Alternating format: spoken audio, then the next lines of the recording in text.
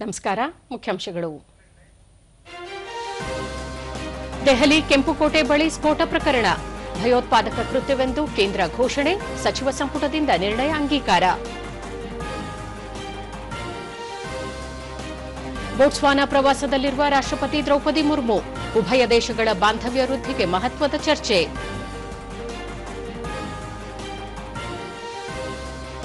ರಾಜ್ಯ ಸರ್ಕಾರದಿಂದ ಶಾಲಾ ಮಕ್ಕಳ ಬಿಸಿಯೂಟಕ್ಕೆ ಕುತ್ತು, ಅನುದಾನ ಬಿಡುಗಡೆ ಮಾಡದಿರುವ ಬಗ್ಗೆ ಕೇಂದ್ರ ಸಚಿವ ಪ್ರಹ್ಲಾದ್ ಜೋಶಿ ಆಕ್ಷೇಪ. ಬಿಹಾರ ವಿಧಾನಸಭಾ ಚುನಾವಣೆ, ನಾಳೆ ಮತ ಎಣಿಕೆಗೆ ಚುನಾವಣಾ ಆಯೋಗ ಸಕಲ ಸಿದ್ಧತೆ.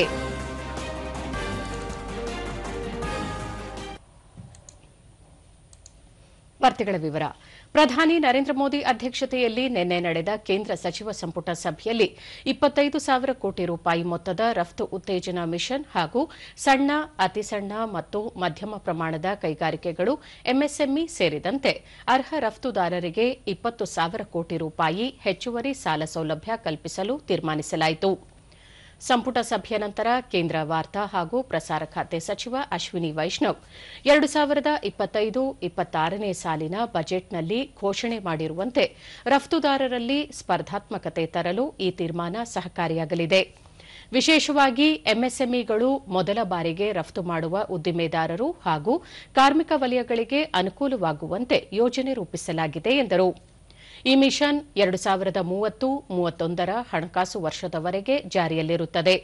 ರಫ್ತುದಾರರ ಅಗತ್ಯಗಳನ್ನು ಪೂರೈಸುವುದರ ಜೊತೆಗೆ ಜಾಗತಿಕ ವ್ಯಾಪಾರ ಸವಾಲುಗಳನ್ನು ಎದುರಿಸಲು ಅನುಸರಿಸಬೇಕಾದ ಕಾರ್ಯತಂತ್ರಗಳನ್ನು ರೂಪಿಸಲಾಗಿದೆ ಎಂದರು. ಖನಿಜ ಉತ್ಪನ್ನಗಳಾದ ಗ್ರಾಫೈಟ್, ಸೀಜಿಯಂ, ರುಡಿಬಿಯಂ, ಜಿಕ್ರೇನಿಯಂ ಉತ್ಪನ್ನಗಳಿಗೆ ಪ್ರತಿ ಟನ್ಗೆ ರಾಯಲ್ಟಿ ದರವನ್ನು ಕಡಿತ ಮಾಡಲಾಗಿದೆ. ಈ ಉತ್ಪನ್ನಗಳ ಉತ್ಪಾದನೆಯ ಹೆಚ್ಚಳಕ್ಕೆ ಪ್ರೋತ್ಸಾಹ ನೀಡುವ ಸಂಬಂಧ ಈ ಕ್ರಮ ಕೈಗೊಳ್ಳಲಾಗಿದೆ ಎಂದು ತಿಳಿಸಿದರು. तीसरा है रूबिडियम और चौथा है सीजियम. इन तीनों पे आज कैबिनेट में फैसला हुआ कि इनके ऊपर जो रॉयल्टी है वो रिड्यूस की जाएगी, जिससे कि इनका प्रोडक्शन बढ़े. और ये सारे के सारे ऐसे एलिमेंट्स हैं जिसका देश में बहुत उपयोग है, खासकर electric vehicle industry, electronics manufacturing industry और स्ट्रैटेजिक सेक्टर्स में, सब में इनका बहुत उपयोग है. तो ये जो फैसला लिया गया है आज, उससे जो नए ब्लॉक्स अभी ऑक्शन होने वाले हैं, ग्रेफाइट, जिरकोनियम, रूबिडियम और सीजियम के नए ब्लॉक्स जो ऑक्शन होने वाले हैं, उसमें अच्छा पार्टिसिपेशन भी आएगा और ओवरऑल प्रोडक्शन को इंक्रीज करने में इससे मदद मिलेगी.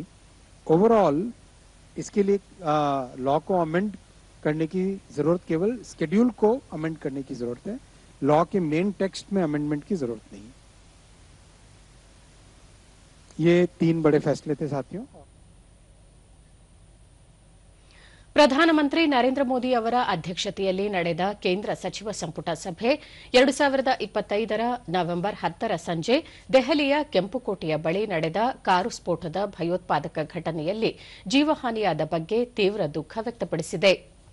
ನಂತರ ಸಭೆಯು ಘಟನೆಯಲ್ಲಿ ಬಲಿಯಾದ ಅಮಾಯಕ ಜೀವಿಗಳಿಗೆ ಗೌರವ ಸಲ್ಲಿಸುವ ಸಲುವಾಗಿ 2 ನಿಮಿಷಗಳ ಮೌನ ಆಚರಿಸಿತು.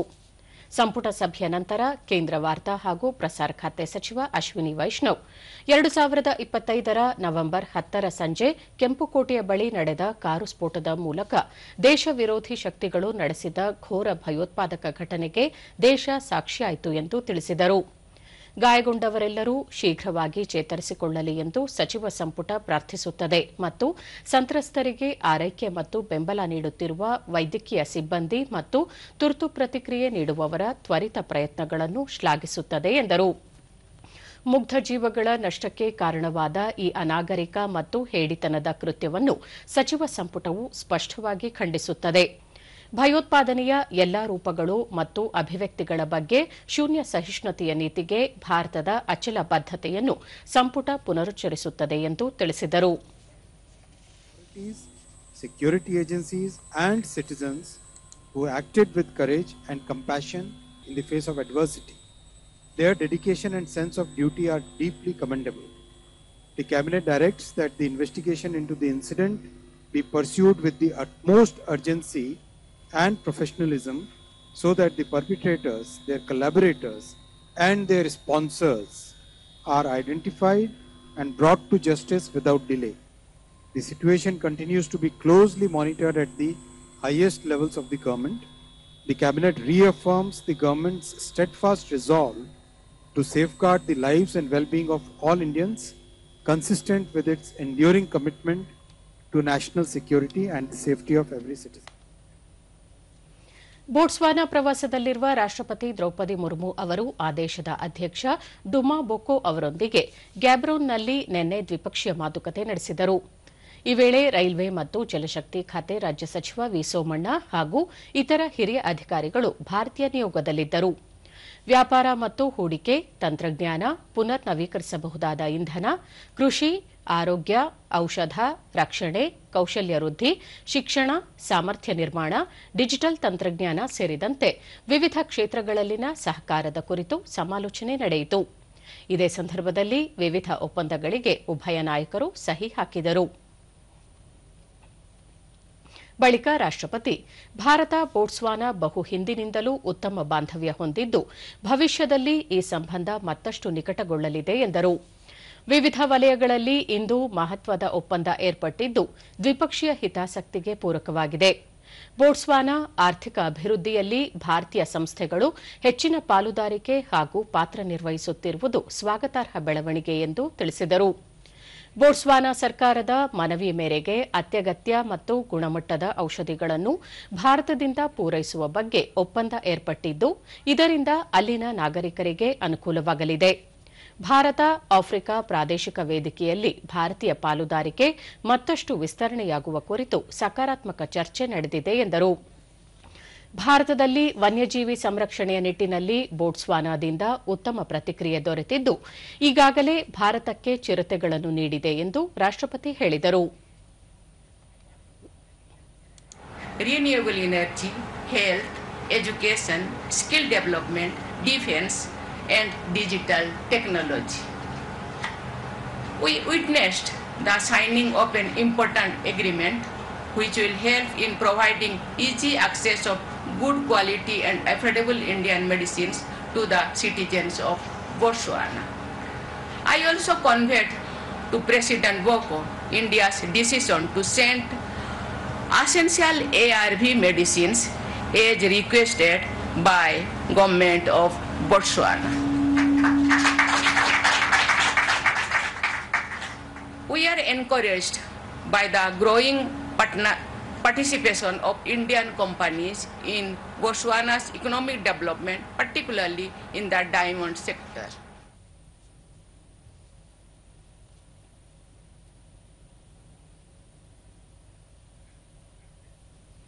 ಕೇಂದ್ರ ಪ್ರವಾಸೋದ್ಯಮ ಮತ್ತು ಸಂಸ್ಕೃತಿ ಸಚಿವ ಗಜೇಂದ್ರ ಸಿಂಗ್ ಶೇಖಾವತ್ ಇಂದು ಈಶಾನ್ಯ ರಾಜ್ಯ ಸಿಕ್ಕಿಂನಲ್ಲಿ ಅಂತಾರಾಷ್ಟೀಯ ಪ್ರವಾಸೋದ್ಯಮ ಮಾರ್ಟ್ 13ನೇ ಆವೃತ್ತಿಯನ್ನು ಉದ್ಘಾಟಿಸಲಿದ್ದಾರೆ.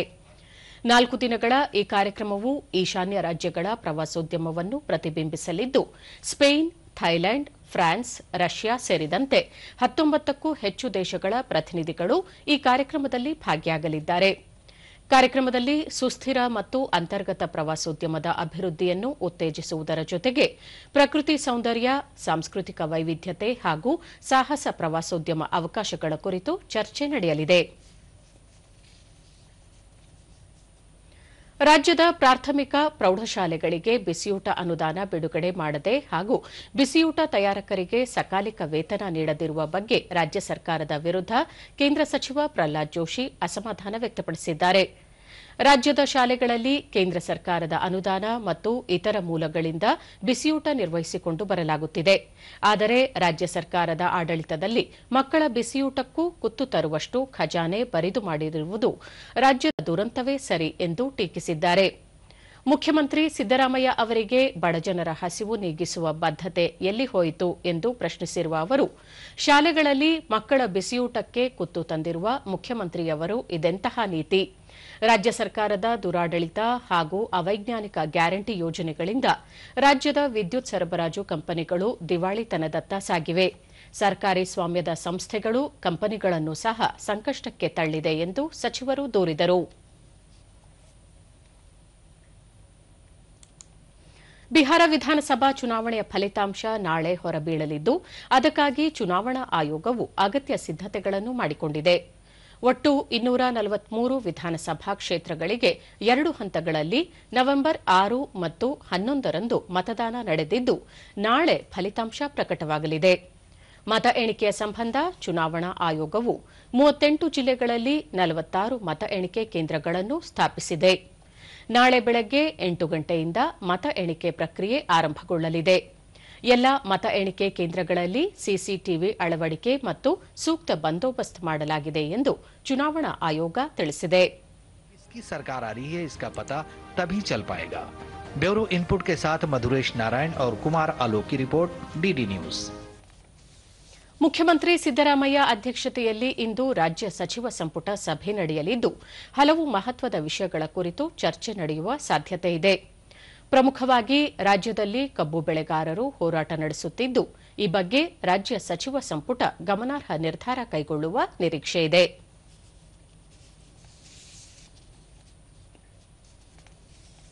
ಸರ್ದಾರ್ ವಲ್ಲಭಭಾಯ್ ಪಟೇಲ್ ಅವರ 150ನೇ ಜನ್ಮದಿನಾಚರಣೆ ಅಂಗವಾಗಿ ಚಿತ್ರದುರ್ಗದಲ್ಲಿ ನಿನ್ನೆ ಏರ್ಪಡಿಸಿದ್ದ ಏಕತಾ ನಡಿಗೆಗೆ ಸಂಸದ ಗೋವಿಂದ ಕಾರಜೋಳ ಚಾಲನೆ ನೀಡಿದರು.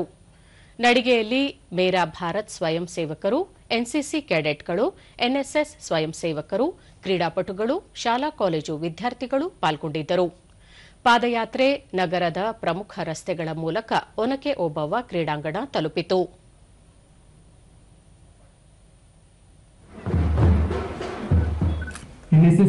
ನಂತರ ನಡೆದ ಕಾರ್ಯಕ್ರಮದಲ್ಲಿ ಸಂಸದ ಗೋವಿಂದ ಕಾರಜೋಳ ವಲ್ಲಭಭಾಯ್ ಪಟೇಲರ ಭಾವಚಿತ್ರಕ್ಕೆ ಪುಷ್ಪನಮನ ಸಲ್ಲಿಸಿದರು. ವಿಧಾನ ಪರಿಷತ್ ಸದಸ್ಯ ಕೆಎಸ್ ನವೀನ್, ಅಪರ ಜಿಲ್ಲಾಧಿಕಾರಿ ಬಿಟಿ ಕುಮಾರಸ್ವಾಮಿ, ಮೇರಾ ಯುವ ಭಾರತ್ನ ಜಿಲ್ಲಾ ಯುವಜನ ಅಧಿಕಾರಿ ಸ್ನೇಹಲತಾ ಮತ್ತಿತರರು ಉಪಸ್ಥಿತರಿದ್ದರು. ಬಳಿಕ ಗೋವಿಂದ ಕಾರಜೋಳ ಅಕ್ಟೋಬರ್ 31ರಿಂದ ಈ ತಿಂಗಳ 25ರವರೆಗೆ ದೇಶದೆಲ್ಲೆಡೆ ವಲ್ಲಭಭಾಯ್ ಪಟೇಲ್ ಅವರ ಜನ್ಮ ದಿನಾಚರಣೆಯನ್ನು ಆಚರಿಸಲಾಗುತ್ತದೆ.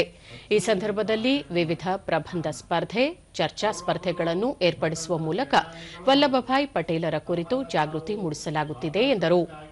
ದೇಶದ ಮೊದಲ ಉಪ ಪ್ರಧಾನಿ ಮತ್ತು ಗೃಹ ಸಚಿವರಾಗಿದ್ದ ಸಂದರ್ಭದಲ್ಲಿ ದೇಶದೆಲ್ಲೆಡೆ ಚದುರಿ ಹೋಗಿದ್ದ 500ಕ್ಕೂ ಹೆಚ್ಚು ರಾಜ ಸಂಸ್ಥಾನಗಳನ್ನು ಒಗ್ಗೂಡಿಸಿ ಒಕ್ಕೂಟ ವ್ಯವಸ್ಥೆಗೆ ಒಳಪಡಿಸುವ ಮೂಲಕ ಅಖಂಡ ಭಾರತ ನಿರ್ಮಾಣದ ರೂವಾರಿಯಾಗಿದ್ದರು. ಅವರಂತೆಯೇ ಪ್ರಧಾನಿ ನರೇಂದ್ರ ಮೋದಿ ಅವರು 2047ರ ವೇಳೆಗೆ ವಿಕಸಿತ ಭಾರತ ನಿರ್ಮಾಣಕ್ಕೆ ಮುಂದಾಗಿದ್ದಾರೆ ಎಂದು ಹೇಳಿದರು. ನಿರ್ಮಾಣ ಮಾಡಲಿಕ್ಕೆ ಕಾರಣೀಕರ್ತರು ಸರ್ದಾರ್ ವಲ್ಲಭಭಾಯ್ ಪಟೇಲ್. ಕೆಎಸ್ ನವೀನ್ ಪ್ರತಿಯೊಬ್ಬರೂ ಸರ್ದಾರ್ ವಲ್ಲಭಭಾಯ್ ಪಟೇಲರ ಹೋರಾಟದ ಬದುಕು ಹಾಗೂ ಜೀವನ ಚರಿತ್ರೆಯನ್ನು ಓದಬೇಕು. ಅಖಂಡ ಭಾರತ ನಿರ್ಮಾಣಕ್ಕೆ ಅವರು ನೀಡಿರುವ ಕೊಡುಗೆ ಕುರಿತು ಮನದಟ್ಟು ಮಾಡಿಕೊಳ್ಳಬೇಕು ಎಂದು ತಿಳಿಸಿದರು. ಯಾಕಂದ್ರೆ ಸ್ವಾತಂತ್ರ್ಯ ಬಂದಾಗ ನಮಗೆ ಭಾರತದ ಅನೇಕ ರಾಜಮಂಥನಗಳಿತ್ತು. ಅವರೆಲ್ಲರೂ ಕೂಡ ಯಾವುದೇ ಸಣ್ಣ ಗೊಂದಲನೂ ಕೂಡ ಇಲ್ಲದೆ ಹೈದರಾಬಾದ್ ಒಂದನ್ನ ಬಿಟ್ಟು ಇನ್ನು ಉಳಿದೆಲ್ಲವನ್ನು ಕೂಡ ಮಾಡಿದಂತ ಕೀರ್ತಿ ಯಾರಿಗೆ ಸೇರುತ್ತೆ ಅಂತಂದ್ರೆ ಅದು ಸರ್ದಾರ್ ವಲ್ಲಭಾಯ್ ಪಟೇಲ್ ಅವರಿಗೆ ಸೇರುತ್ತೆ ಅಂತೇಳಿ ನಾವು ಬಹಳ ಹೆಮ್ಮೆಯಿಂದ ಹೇಳ್ಕೋಬೇಕಾಗುತ್ತೆ. ಕೊಪ್ಪಳ ಜಿಲ್ಲೆಯ ಪದವೀಧರ ಯುವಕನೋರ್ವ ಪ್ರಧಾನಮಂತ್ರಿ ಕಿರು ಆಹಾರ ಸಂಸ್ಕರಣಾ ಉದ್ದಿಮೆಗಳ ನಿಯಮಬದ್ದಗೊಳಿಸುವಿಕೆ ಯೋಜನೆ ನೆರವು ಪಡೆದು ಅಣಬೆ ಬೇಸಾಯ ಮಾಡುವ ಮೂಲಕ ಇದೀಗ ಯಶಸ್ವಿ ಉದ್ದಿಮೆದಾರರಾಗಿ ಬದುಕು ಕಟ್ಟಿಕೊಂಡಿದ್ದಾರೆ. ಬಸಾಪುರ ಗ್ರಾಮದ ಯುವಕ ಭೀಮಪ್ಪ ಕೊರವರ್ 1 ಎಕರೆ ಜಮೀನನ್ನು ಗುತ್ತಿಗೆಗೆ ಪಡೆದುಕೊಂಡು ಕೇಂದ್ರ ಸರ್ಕಾರದ ಯೋಜನೆಯಿಂದ ನೆರವು ಪಡೆದು ಅಣಬೆಯಿಂದ ವಿವಿಧ ಉತ್ಪನ್ನಗಳನ್ನು ತಯಾರಿಸಿ ತಿಂಗಳಿಗೆ ಲಕ್ಷಗಟ್ಟಲೆ ಆದಾಯ ಪಡೆಯುತ್ತಿದ್ದಾರೆ. ಈ ಮೂಲಕ ಇತರರಿಗೆ ಮಾದರಿಯಾಗಿದ್ದಾರೆ.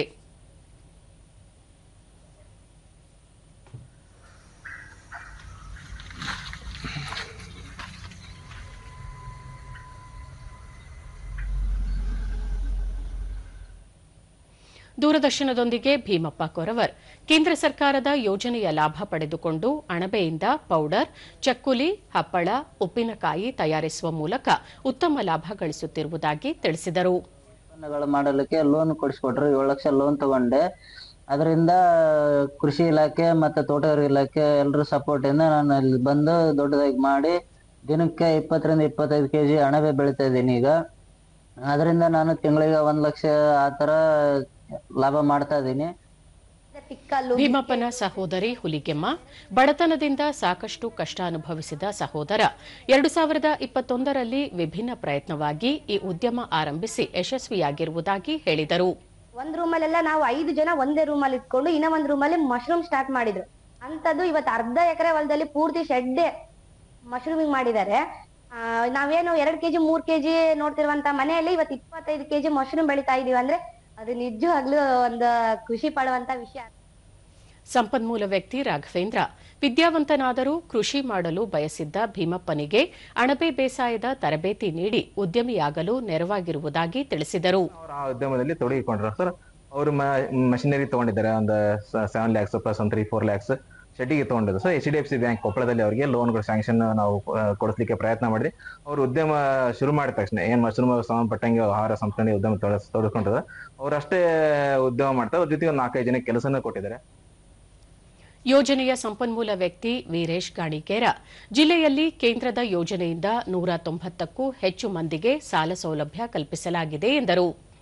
ಕೂಡ ಈ ಯೋಜನೆ ಇನ್ನೂ ಮುಂದುವರೆದ್ರೆ ನಮ್ಮ ಜಿಲ್ಲೆಯಲ್ಲಿ ಅಷ್ಟೇ ಅಲ್ಲದೆ ಬೇರೆ ಬೇರೆ ಜಿಲ್ಲೆಗಳಲ್ಲಿ ಕೂಡ ಈ ರೀತಿಯ ಯೋಜನೆಯಿಂದ ಪಡೆದುಕೊಂಡು ಹೊಸ ಉದ್ಯಮಿದಾರರಾಗಲು, ಹೊಸ ಯುವ ಉದ್ಯಮಿಗಳಿಗೆ ಮತ್ತು ಹೊಸ ಯುವಕರಿಗೆ ಮತ್ತು ಸ್ವಸಹಾಯ ಸಂಘಗಳಿಗೆ, FPOಗಳಿಗೆ ಇದರಿಂದ ಉತ್ತಮವಾದಂತಹ ಲಾಭ ಗಳಿಸಲಿಕ್ಕೆ ಹೊಸ ಮಾರ್ಗ ಆಗುತ್ತಂತ ಇದು ನನ್ನ ಅನಿಸಿಕೆ. ಸಹಾಯಕ ತೋಟಗಾರಿಕೆ ನಿರ್ದೇಶಕ ಮಂಜುನಾಥ ದೊಡ್ಡಪತ್ತಾರ ಯುವ ರೈತ ಭೀಮಪ್ಪ ಕೊರವರ್ 7 ಲಕ್ಷ ಸಾಲ ಪಡೆದು ಅಣಬೆ ಬೇಸಾಯದ ಮೂಲಕ ಇದೀಗ ಯಶಸ್ವಿ ಉದ್ಯಮಿಯಾಗಿದ್ದಾರೆ ಎಂದು ಶ್ಲಾಘಿಸಿದರು. ಪ್ರತಿದಿನಕ್ಕೆ ಸುಮಾರು 25ರಿಂದ 30 ಕೆಜಿಗಿಂತಲೂ ಹೆಚ್ಚಿಗೆ ಅಣಬೆಯನ್ನು ಉತ್ಪಾದನೆ ಮಾಡ್ತಾ ಇದ್ದಾರೆ. ಹಾಗೂ ಇವರು ಕೇವಲ ಅಣಬೆಯನ್ನು ಮಾತ್ರ ಬೆಳೆಯದೆ ಅಣಬೆಯ ಉಪೋತ್ಪನ್ನಗಳಾದ ಅಣಬೆಯಿಂದ ಇವರು ಅಣಬೆ ಡ್ರೈ ಮಶ್ರೂಮ್ ಅನ್ನು ಮಾಡ್ತಾ ಇದ್ದಾರೆ, ಉಪ್ಪಿನಕಾಯಿಗಳನ್ನ ಮಾಡ್ತಾ ಇದ್ದಾರೆ, ಬಿಸ್ಕಿಟ್ಗಳನ್ನ ಮಾಡ್ತಾ ಇದ್ದಾರೆ. ಹೀಗಾಗಿ ಇವರು ಒಬ್ಬ ಉದ್ಯಮಿದಾರರಾಗಿ ಕೂಡ ಬದಲಾಗ್ತಾ ಇದ್ದಾರೆ.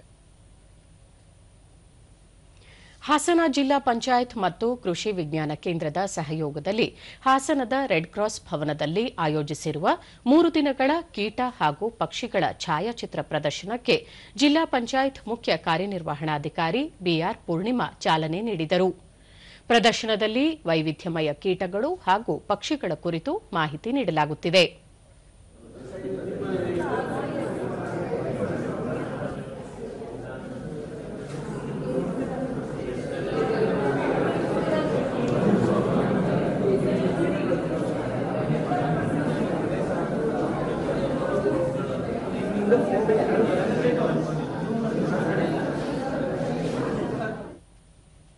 ಬಳಿಕ ದೂರದರ್ಶನದೊಂದಿಗೆ ಬಿಆರ್ ಪೂರ್ಣಿಮಾ ಸಾರ್ವಜನಿಕರು ಹಾಗೂ ಶಾಲಾ ವಿದ್ಯಾರ್ಥಿಗಳು ಕೀಟಗಳು, ಪಕ್ಷಿಗಳ ಬಗ್ಗೆ ಹೆಚ್ಚಿನ ಜ್ಞಾನ ಪಡೆಯುವಲ್ಲಿ ಈ ಪ್ರದರ್ಶನ ಅನುಕೂಲವಾಗಿದೆ ಎಂದರು.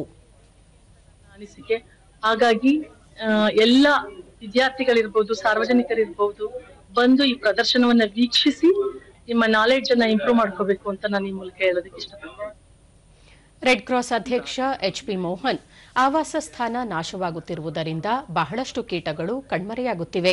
ಅವುಗಳ ಸಂರಕ್ಷಣೆಯ ಕುರಿತು ಮುಂದಿನ ಪೀಳಿಗೆಯಲ್ಲಿ ಅರಿವು ಮೂಡಿಸುವುದು ಈ ಪ್ರದರ್ಶನದ ಉದ್ದೇಶವಾಗಿದೆ ಎಂದು ಹೇಳಿದರು. ಇದನ್ನ ಎಲ್ಲಾ ಶಾಲಾ ಕಾಲೇಜುಗಳ ಮಕ್ಕಳು ಬಂದು ಇಲ್ಲಿಗೆ ಬಂದು ಇದನ್ನ ನೋಡಿ ಆನಂದಪಟ್ಟು ಆಸಕ್ತಿ ವಹಿಸಿ ಈ ವೈಜ್ಞಾನಿಕವಾದಂತಹ ಮಾಹಿತಿನ ಪಡೀಲಿ ಅಂತಕ್ಕಂಥ ಉದ್ದೇಶದಿಂದ ನಾವು ಒಂದು ಈ ಪ್ರದರ್ಶನವನ್ನು ಏರ್ಪಡಿಸಿದ್ದೇವೆ. ವಿದ್ಯಾರ್ಥಿ ಮುರಳಿ ಇಲ್ಲಿಯವರೆಗೂ ಎಲ್ಲಿಯೂ ನೋಡದ ವಿವಿಧ ರೀತಿಯ ಕೀಟಗಳು ಹಾಗೂ ಪಕ್ಷಿಗಳ ಬಗ್ಗೆ ಈ ಪ್ರದರ್ಶನದಿಂದ ತಿಳಿಯುವಂತಾಯಿತು ಎಂದರು. ಜೀವರಾಶಿಗಳು ತುಂಬಾ ಇದೆ, ಇವುಗಳನ್ನ ಕಾಪಾಡಬೇಕು. ಆದಷ್ಟು ರಾಸಾಯನಿಕ ಗೊಬ್ಬರಗಳು ಮತ್ತೆ ಕೆಮಿಕಲ್ ಯೂಸ್ ಮಾಡೋ ಬದಲು ಸಾವಯವ ಗೊಬ್ಬರ ಅದರಿಂದ ಯೂಸ್ ಮಾಡಿ ಇವುಗಳನ್ನ ಸೇವ್ ಮಾಡೋಣ ಅಂತ ಹೇಳಕ್ಕೆ. ವಿದ್ಯಾರ್ಥಿನಿ ವರ್ಷ ವಿದ್ಯಾರ್ಥಿಗಳಿಗೆ ಇದೊಂದು ಅತ್ಯುತ್ತಮ ಪ್ರದರ್ಶನವಾಗಿದೆ. ವೈವಿಧ್ಯಮಯ ಕೀಟಗಳು ಹಾಗೂ ಅವುಗಳ ಜೀವನ ಚಕ್ರದ ಬಗ್ಗೆ ಮಾಹಿತಿ ಪಡೆದಿರುವುದಾಗಿ ತಿಳಿಸಿದರು. ಸೊ ವೆರೈಟಿ ಆಫ್ ಪೆಸ್ಟ್ ಗಳನ್ನ ನಾವು ನೋಡಿದೀವಿ, ಇನ್ಸೆಕ್ಟ್ ಫ್ಯಾಮಿಲಿ ಆಗಿರ್ಬೋದು. ಸೊ ಇದು ನಾವು ಕಾರ್ಡೇಟಾನೇ ಸ್ಟಡಿ ಮಾಡ್ತಿದೀವಿ ಸತಿ ಸೆಮ್ ಅಲ್ಲಿ, ನಮಗೆ ಫುಲ್ ಯೂಸ್ಫುಲ್ ಆಗಿದೆ. ಮೈಸೂರಿನ ದಸರಾ ವಸ್ತು ಪ್ರದರ್ಶನ ಆವರಣದಲ್ಲಿ ಗಣಿ ಮತ್ತು ಭೂ ಇಲಾಖೆಯಿಂದ ತೆರೆದಿರುವ ಮಳಿಗೆ ಜನಾಕರ್ಷಣೆಯ ಕೇಂದ್ರವಾಗಿದೆ. ನಿತ್ಯ ನೂರಾರು ಪ್ರವಾಸಿಗರು ಹಾಗೂ ವಿದ್ಯಾರ್ಥಿಗಳು ಇಲ್ಲಿಗೆ ಭೇಟಿ ನೀಡುವ ಮೂಲಕ ಉಪಯುಕ್ತ ಮಾಹಿತಿ ಪಡೆಯುತ್ತಿದ್ದಾರೆ. ಈ ಕುರಿತು ಒಂದು ವರದಿ.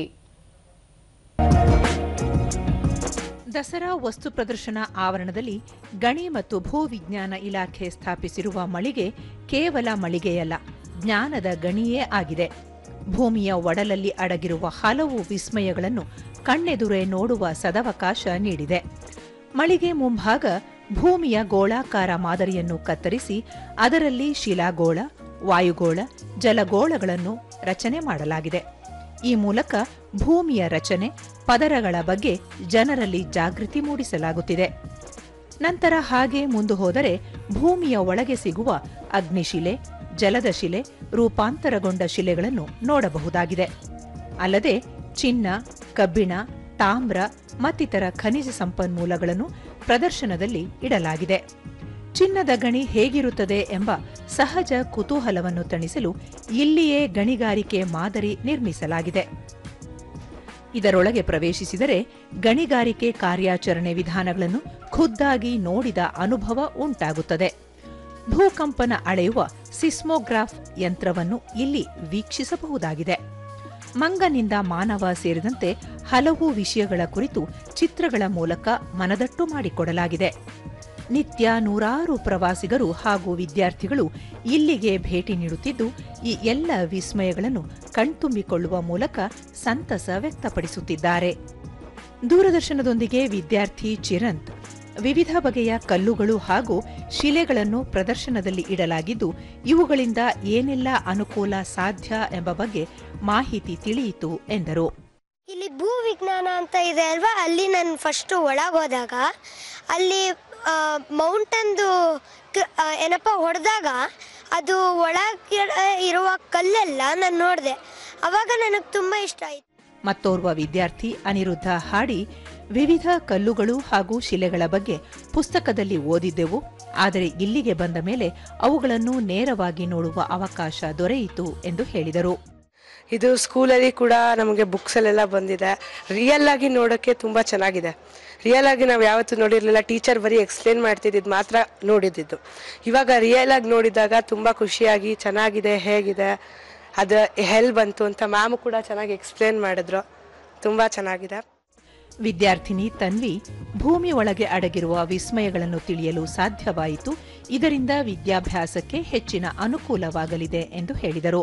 ಇಲ್ಲಿ ಬಂದಾದ್ಮೇಲೆ ಸುಮಾರಷ್ಟು ವಿಚಾರಗಳು ತಿಳ್ಕೊಳಂಗಾಯ್ತು. ರಾಕ್ಸ್ ಬಗ್ಗೆ ಕಲ್ತ್ವಿ ಅಂಡ್ ಅರ್ತ್ ಬಗ್ಗೆನೂ ಸುಮಾರಷ್ಟು ಕಲ್ತಿದ್ವಿ. ಆಮೇಲೆ ಹೊಸ ಹೊಸ ರಾಕ್ಸ್ ಅದು ನಾವು ಹೆಸರು ಕೇಳಿರಲಿಲ್ಲ, ಇಲ್ಲಿ ಬಂದು ನೋಡಿದ್ವಿ. ತುಂಬಾ ಚೆನ್ನಾಗಿದೆ.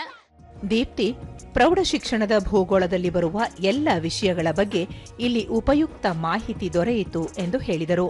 ಇಲ್ಲಿ ಜಿಯೋಗ್ರಫಿನಲ್ಲಿ ಏನೇನು ಕಲ್ತಿದ್ವಿ ಅದೆಲ್ಲ ಇರುತ್ತೆ. ನಮಗೆ ಏನೇನು ರಾಕ್ಸ್ ಬಗ್ಗೆ ಮ್ಯಾಮ್ ಹೇಳ್ಕೊಟ್ಟಿರ್ತಾರೆ ಅದನ್ನು ಇಲ್ಲಿ ನೋಡಿದ್ವಿ. ಅರ್ತ್ ಬಗ್ಗೆನೂ ತಿಳ್ಕೊಂಡ್ವಿ, ಅರ್ತಲ್ಲಿ ಏನೇನಿರತ್ತೆ ಅಂತ. ಚೆನ್ನಾಗಿತ್ತು. ಶಿಕ್ಷಕಿ ಸೌಮ್ಯ ಪ್ರದರ್ಶನ ತುಂಬಾ ಉಪಯುಕ್ತವಾಗಿದ್ದು ಸಂಶೋಧನೆ ನಡೆಸಲು ಹೆಚ್ಚಿನ ನೆರವಾಗಲಿದೆ ಎಂದು ಹೇಳಿದರು. ಗಣಿಗಾರಿಕೆಗೆ ಸಂಬಂಧಿಸಿದಂತೆಯೇ ಸಾರ್ವಜನಿಕ ಹಿತಾಸಕ್ತಿ ಮೊಕದ್ದಮೆಯನ್ನ ಮತ್ತೆ ಪರಿಸರ ಸಂರಕ್ಷಣೆಯಲ್ಲಿ ಗಣಿಗಾರಿಕೆಗಳ ಪಾತ್ರ ಏನು, ಸೊ ಇದ್ರ ಬಗ್ಗೆನೇ ನಾನು ವಿಶೇಷವಾದ ಸಂಶೋಧನೆಯನ್ನ ಮಾಡ್ತಾ ಇದ್ದೀನಿ. ಸೊ ಹಾಗಾಗಿ ನನ್ನಂತ ಹಲವಾರು ಸಂಶೋಧಕರಿಗೆ ಹಾಗೂ ಸಂಶೋಧನೆಯ ಮೂಲಕ ಜನಗಳಿಗೆ ನಾವು ವಿಷಯಗಳನ್ನು ತಲುಪಿಸೋದಕ್ಕೆ ಈ ತರದ ಕೆಲವೊಂದು ಪ್ರದರ್ಶನಗಳು ನಮಗೆ ತುಂಬಾ ಅನುಕೂಲ ಆಗುತ್ತೆ. ಗಣಿ ಮತ್ತು ಭೂ ವಿಜ್ಞಾನ ಇಲಾಖೆ ಜಂಟಿ ನಿರ್ದೇಶಕಿ ಡಾಕ್ಟರ್ ಲಕ್ಷ್ಮಮ್ಮ ವಿದ್ಯಾರ್ಥಿಗಳಿಗೆ ಅನುಕೂಲವಾಗುವ ದೃಷ್ಟಿಯಿಂದ ಈ ಮಳಿಗೆಯನ್ನು ತೆರೆಯಲಾಗಿದೆ ಎಂದು ಹೇಳಿದರು. 1ನೇ ಕ್ಲಾಸಿಂದ ಅವರು ರಿಸರ್ಚ್ ಮಾಡ್ತಕ್ಕಂಥ ಲೆವೆಲ್ಗೆ ಹೋದಾಗ ಭೂಮಿ ಅಂದರೆ ಏನು, ಭೂಮಿನಲ್ಲಿ ಸಿಗ್ತಕ್ಕಂಥ ಖನಿಜಗಳು ಯಾವ್ದ್ಯಾವುದು, ಆ ಖನಿಜಗಳನ್ನು ಯಾವ್ಯಾವ ರೀತಿಯಲ್ಲಿ ಮನುಷ್ಯ ತನ್ನ ದಿನನಿತ್ಯದ ಬಳಕೆನಲ್ಲಿ ಬಳಸ್ತಾನೆ ಅಂತಕ್ಕಂಥ ಪೂರ್ಣ ಅಮೂಲಾಗ್ರವಾದಂಥ ಒಂದು ಮಾಹಿತಿಯನ್ನು ನಾವು ಕೊಟ್ಟಿದ್ದೀವಿ. 1ನೇ ಕ್ಲಾಸ್ ಮಗು ಕೂಡ ಬಂದ್ರೂ ಕೂಡ ಇಲ್ಲಿ ಒಂದು ಕಲ್ಲನ್ನು ಅಥವಾ ಸೆಡಿಮೆಂಟ್ರಿ, ಮೆಟಮಾರ್ಫಿಕ್, ಇಗ್ನಿಯಸ್ ಅಂತಕ್ಕಂಥ ಶಿಲೆಗಳನ್ನು ಅದು ಗಮನಿಸುತ್ತೆ. ವಸ್ತು ಪ್ರದರ್ಶನ ಪ್ರಾಧಿಕಾರದ ಅಧ್ಯಕ್ಷ ಆಯುಬ್ ಖಾನ್ ವಿದ್ಯಾರ್ಥಿಗಳ ಜ್ಞಾನಾರ್ಜನೆ ವೃದ್ಧಿಯಲ್ಲಿ ಈ ಮಳಿಗೆ ಮಹತ್ವದ ಪಾತ್ರ ವಹಿಸಿದೆ ಎಂದು ಹೇಳಿದರು. ನಮ್ಮ ಭೂಮಿಯಲ್ಲಿ ಯಾವ್ಯಾವ ರೀತಿಯ ಕಲ್ಲುಗಳಿರ್ತದೆ ಮತ್ತು ಅದನ್ನು ಉಪಯೋಗಿಸೋದು ಯಾವ ರೀತಿ ಉಪಯೋಗಿಸ್ಕೋಬಹುದು, ಯಾವ್ಯಾವ ಕಲ್ಲು ಯಾವ್ಯಾವುದಕ್ಕೆ ಉಪಯೋಗ ಆಗ್ತದೆ, ಇದರಿಂದ ಭೂಮಿಗೂ ನಮ್ಮ ಜೀವನಕ್ಕೂ ಏನು ಸಂಬಂಧಗಳಿವೆ, ಇದೆಲ್ಲ ವಿಶೇಷವಾಗಿ ಒಂದೊಂದು ಪದನೂ ಅಲ್ಲಿ ತಿಳಿಸ್ಕೊಟ್ಟಾರೆ. ಅದ್ಭುತವಾದ ಸ್ಟಾಲ್ಸ್ಗಳನ್ನು ಹಾಕೋರು ಇಲ್ಲಿ. ಅದರ ಮುಖಾಂತರ ನಾವು ವಿದ್ಯಾರ್ಥಿಗಳಿಗೆ ಒಳ್ಳೆ ಇನ್ಫಾರ್ಮೇಶನ್ಸ್ ಕೊಡ್ತಾ ಇದ್ದೀವಿ. ಒಟ್ಟಾರೆ ಈ ಪ್ರದರ್ಶನ ಮಳಿಗೆಯಿಂದ ವಿದ್ಯಾರ್ಥಿಗಳು ಸಾಕಷ್ಟು ಪ್ರಯೋಜನ ಪಡೆದಿದ್ದು ಮುಂದೆಯೂ ಇಂತಹ ಕಾರ್ಯಕ್ರಮಗಳಿಗೆ ಸರ್ಕಾರ ಮುಂದಾಗಬೇಕು ಎಂಬುದು ಜನರ ಒತ್ತಾಸೆಯಾಗಿದೆ.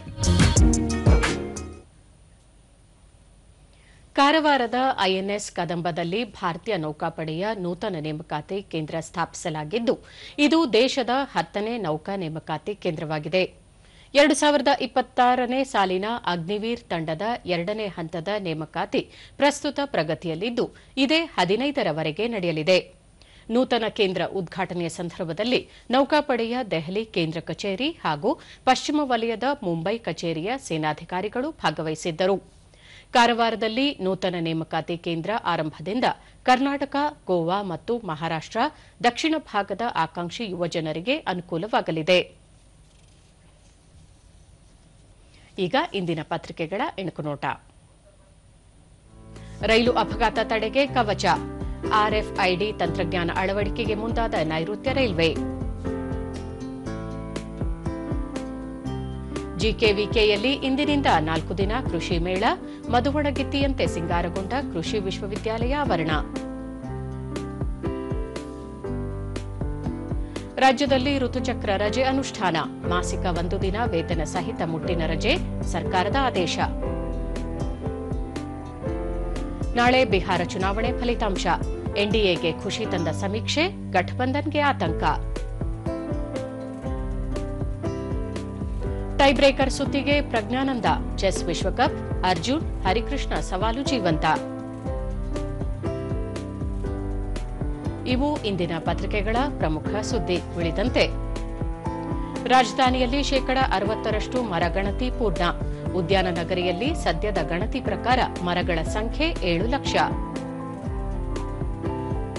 ಅಮೆರಿಕದಲ್ಲಿ ಪ್ರತಿಭೆಗಳ ಕೊರತೆ, ಡೊನಾಲ್ಡ್ ಟ್ರಂಪ್ ಹೇಳಿಕೆ, H-1B ವೀಸಾ ನೀತಿ ಸಡಿಲಿಕೆಯ ಸುಳಿವು.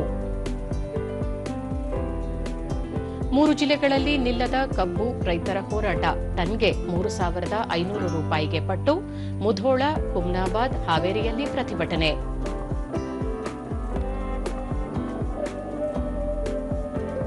ಸದ್ಯಕ್ಕೆ ಶಿಕ್ಷಕರಿಗಿಲ್ಲ ವರ್ಗಾವಣೆ ಭಾಗ್ಯ, ಏಪ್ರಿಲ್ವರೆಗೆ ಹಾಲಿ ಶಾಲೆಯಲ್ಲೇ ಮುಂದುವರಿಕೆ, ಮಕ್ಕಳ ಕಲಿಕಾ ದೃಷ್ಟಿಯಿಂದ ಕ್ರಮ.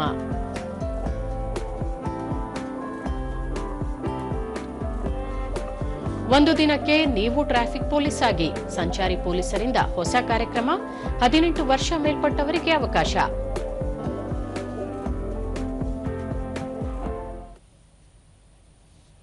ಕೊನೆಯಲ್ಲಿ ಮತ್ತೊಮ್ಮೆ ಮುಖ್ಯಾಂಶಗಳು. ದೆಹಲಿ ಕೆಂಪುಕೋಟೆ ಬಳಿ ಸ್ಫೋಟ ಪ್ರಕರಣ, ಭಯೋತ್ಪಾದಕ ಕೃತ್ಯವೆಂದು ಕೇಂದ್ರ ಘೋಷಣೆ, ಸಚಿವ ಸಂಪುಟದಿಂದ ನಿರ್ಣಯ ಅಂಗೀಕಾರ. ಬೋಟ್ಸ್ವಾನಾ ಪ್ರವಾಸದಲ್ಲಿರುವ ರಾಷ್ಟ್ರಪತಿ ದ್ರೌಪದಿ ಮುರ್ಮು, ಉಭಯ ದೇಶಗಳ ಬಾಂಧವ್ಯ ವೃದ್ಧಿಗೆ ಮಹತ್ವದ ಚರ್ಚೆ.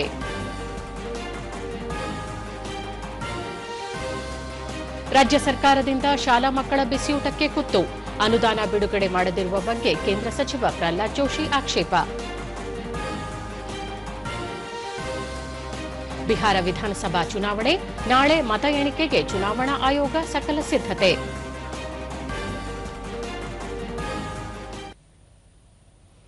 ಈಗ ಈ ದಿನದ ನುಡಿಮುತ್ತು.